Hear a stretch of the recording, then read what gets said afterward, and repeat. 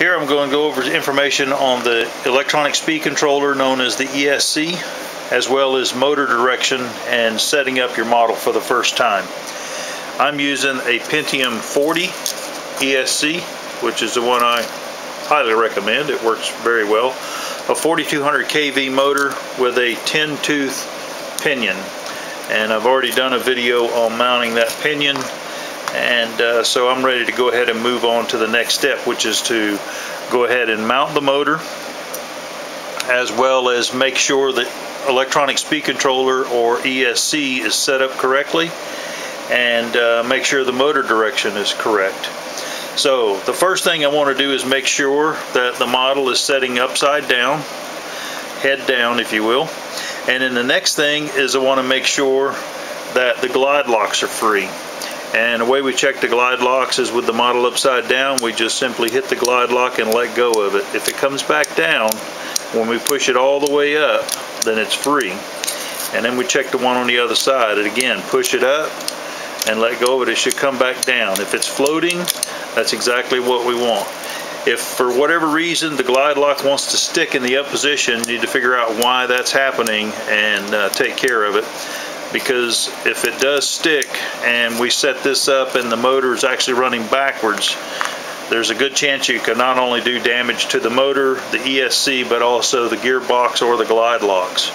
So make sure that the glide locks are free, and then we will continue.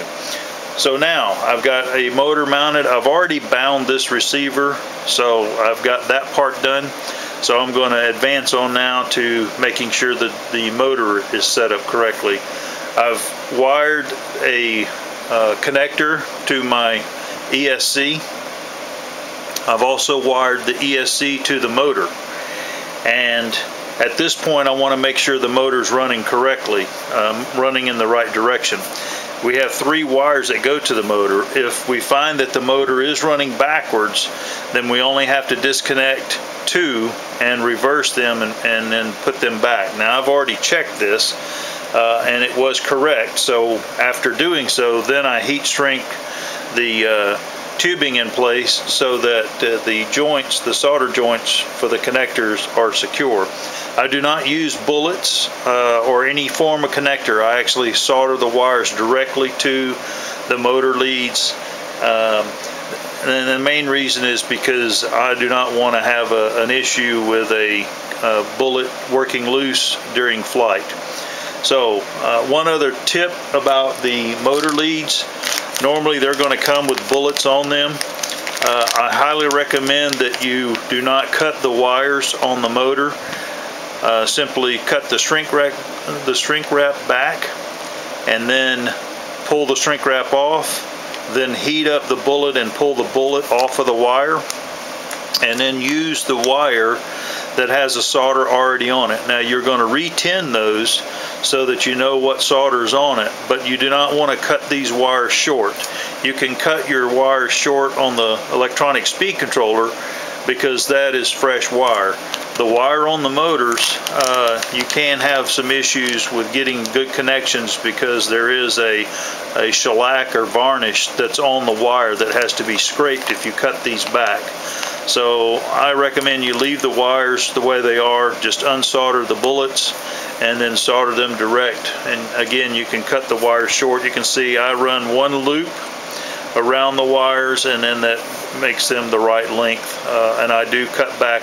I cut off about 2 inches on the ESC wires.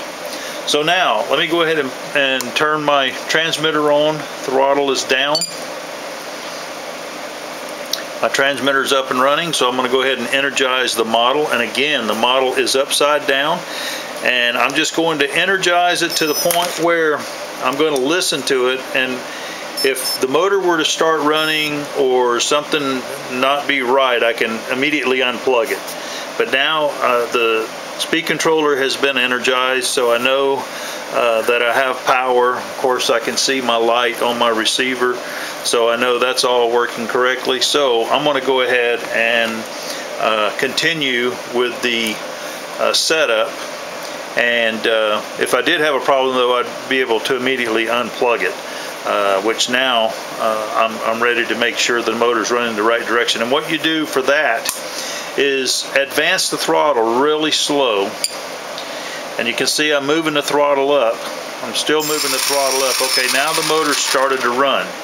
And what you want to do is you want to look at the gear on the motor side, and that gear should be turning clockwise. The gear should be going around this way. So if we watch here, and I advance the power, you can see that that gear is actually running the right way. So now, and you can see that it's running that way. So that is correct. So now I can go ahead and turn this over,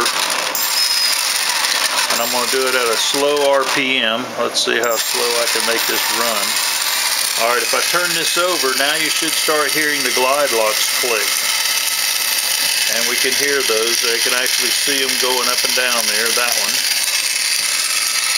And then on this side, you're able to see that one move. So the gearbox is running the correct direction. Now, one thing I wonder if you noticed, take a look at how far up I have to move the throttle stick. See, I'm moving the throttle stick and nothing's happening. Moving the throttle stick almost to halfway before the power starts coming, or before the motor starts turning. So what we have to do is you have to set your electronic speed controller. A lot of people don't do it, but if you read the manual on your electronic speed controller, the first thing it says is to set the endpoints on your speed controller. And what that simply means is right now, see how far up the throttle is? And nothing, there the motor starts moving. I can move the throttle up that far without the motor moving. See that? So what I want to do is I want to readjust that, and that's just simply setting the endpoints. Now, most of the speed controllers, you set the endpoints the same way. However, I highly recommend that you check your speed controller to make sure of the proper way to set the endpoints. If you're using this Pentium 40A speed controller, then this is how you set the endpoints. First, we shut down everything. And again, we're going to have the transmitter come on. And I'm going to let the transmitter power up. And now I'm going to go ahead and plug this up, and I'm going to check one more time to make sure that the throttle is definitely not set. And so if we move this throttle up, see how far I can move the throttle and the motor's not moving? So if I move it a little bit further, there, the motor started moving right there. So there it's moving, and there it's off. And that's almost halfway up. See that? So I'm going to adjust that out now. So I'm going to unplug this. I'm going to turn that off. Now I'm going to energize my transmitter. Again, read the manual to make sure that this is the correct way for you to do it on your speed controller, but on this one I know it is. So now we're going to go to full power. I'm going to energize the model, and just for safety I'm going to be ready to unplug it. Now, what just happened is, since it didn't take off, I didn't worry about unplugging it, but as soon as I heard the two beeps, I pulled the throttle down to 0. And then at that point, the model has registered where the high point is and where the low point is. So now if I unplug this and I turn the transmitter off, and now I'm going to turn the transmitter back on, I'm going to let it energize. I'm going to power up the model.